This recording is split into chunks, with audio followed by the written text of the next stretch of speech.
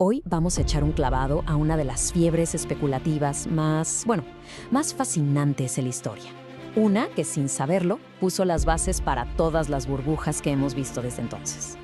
Seguro se acuerdan de la burbuja de las .com, ¿no? Esa locura a finales de los 90 con empresas de Internet que iban a cambiar el mundo y que, para muchas todo terminó en nada. ¿O qué me dicen de la fiebre de las criptomonedas? Mucho más reciente, claro. Una ola de especulación que hizo y deshizo fortunas a una velocidad que, la verdad, asusta. Pero, ¿y si les dijera que el origen de todo esto se remonta a hace 230 años? ¿A una obsesión con cavar zanjas? Sí, así como lo oyen. Para entender las locuras de hoy, hay que viajar a la Gran Bretaña del siglo XVIII y a lo que se conoció como la manía de los canales. A ver, situémonos. Mitad del siglo XVIII.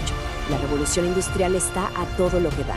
Las fábricas escupen productos sin parar. Pero hay un cuello de botella gigantesco. Mover cosas pesadas, como el carbón, o cosas frágiles, como la cerámica, era una pesadilla. Súper ineficiente.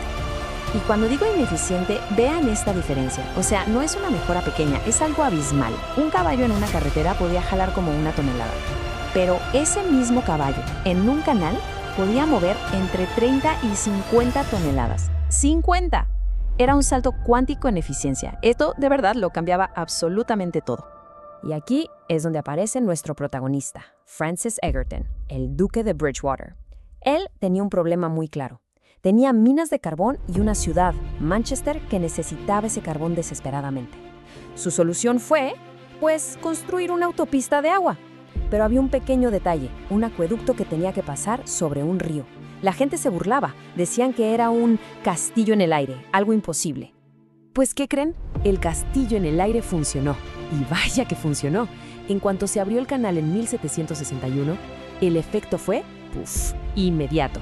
El precio del carbón en Manchester se desplomó un 50%, la mitad. Y las ganancias del duque, claro, se fueron a las nubes. Lo que era una fantasía se convirtió de la noche a la mañana en una auténtica mina de oro. Y claro, este éxito fue la chispa que lo incendió todo. Los inversionistas de todo el país vieron las ganancias brutales del duque y, obviamente, todos querían su pedazo del pastel. Y así es como nació la canalmanía. Para que se den una idea de la velocidad de esta fiebre, en 1790 se aprobó solo un nuevo canal. Para 1793 fueron 21. Pasó de ser algo de nicho a una completa obsesión nacional en un abrir y cerrar de ojos. El Parlamento no se daba abasto con tantas solicitudes. Y donde hay proyectos, hay dinero. El capital para estos canales se disparó, en solo 3 años se multiplicó por más de 30. Pasamos de 90.000 libras en 1790 a casi 2.8 millones en 1793. Era literalmente una avalancha de dinero. Pero aquí está el detalle, el punto clave. La lógica se fue por la ventana. La gente empezó a comprar acciones de canales que solo existían en un papel. Proyectos que cruzaban colinas imposibles o campos donde no había nada que transportar. Daba igual si tenía sentido o no. Lo único que importaba era subirse al tren antes de que se fuera. Y ya sabemos cómo terminan estas historias, ¿verdad? Cuando todo se basa en el hype y no en el valor real, el final es inevitable. Y la realidad estaba a punto de dar un golpe brutal. El desplome llegó con una tormenta perfecta. Primero, estalla la guerra con Francia, y todo el dinero se va para allá. Segundo, la inflación se dispara, así que los costos para construir los canales se van al cielo. De repente, esos proyectos que ya eran dudosos se volvieron imposibles.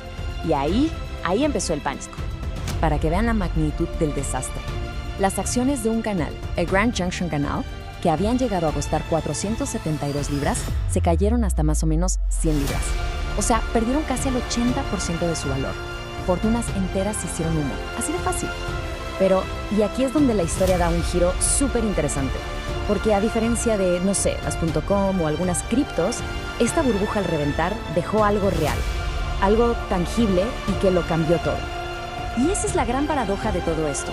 La locura especulativa, el desastre financiero, acabó construyendo una red de canales impresionante.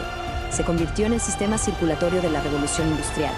Aunque muchos inversionistas se arruinaron, el país se quedó con una infraestructura que lo catapultó a ser la primera potencia industrial del planeta.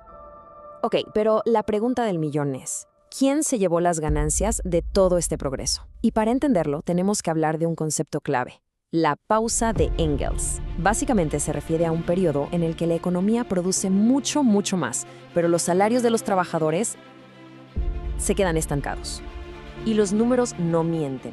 Son clarísimos. Entre 1780 y 1840, la productividad por trabajador subió un 46%, que es muchísimo. Pero el salario real, o sea, lo que la gente de verdad podía comprar, apenas subió un 12%. Claramente, las ganancias no se estaban repartiendo por igual. Entonces, ¿a dónde se fue toda esa lana extra? A las ganancias de los capitalistas. Y esa desigualdad, que fue durísima para la gente, fue también el motor que financió toda la inversión en fábricas, en máquinas y sí, en los mismos canales. Fue el combustible de la revolución industrial. Pero la historia no acaba ahí. Si avanzamos un poco en el tiempo, después de 1840, las cosas empiezan a cambiar. Una vez que ya se había invertido todo ese capital, los salarios por fin empezaron a subir al mismo ritmo que la productividad. De hecho, entre 1840 y 1900, crecieron un 123%. Ahí es cuando nace el patrón de crecimiento económico que consideramos normal hoy en día. Y todo esto nos deja con una pregunta final, ¿no?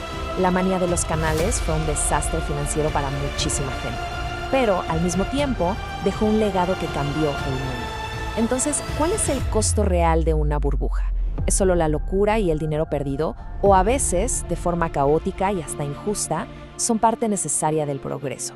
La respuesta, como casi siempre en la historia, no es nada sencilla.